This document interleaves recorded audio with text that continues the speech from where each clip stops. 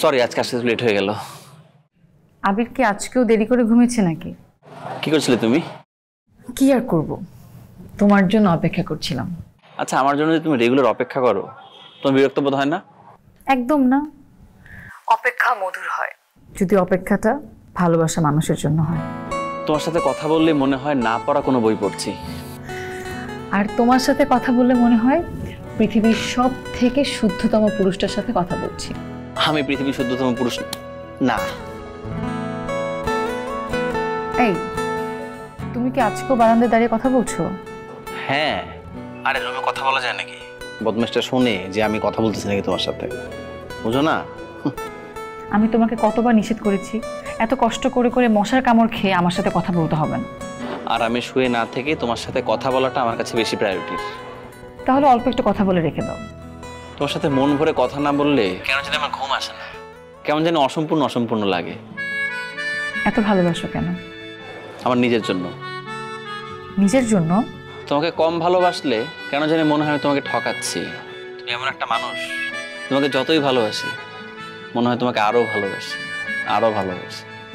এর চেয়েও বেশি ভালোবাসা যায়? হয়তো যায়, কিন্তু আমার অক্ষমতার কারণে আমি তোমাকে আর ভালোবাসতে পারি না।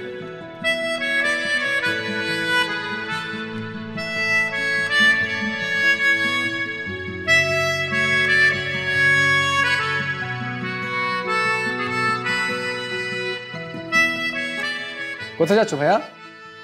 আর কই যাবো? টিউশনিতে। ভাইয়া আমার 500 টাকা লাগবে। 500 টাকা দিয়ে কি করবি? গত সপ্তাহে দিলাম। ওটা খরচ হয়ে গেছে, বন্ধুদের সাথে হ্যাং আউট করবো।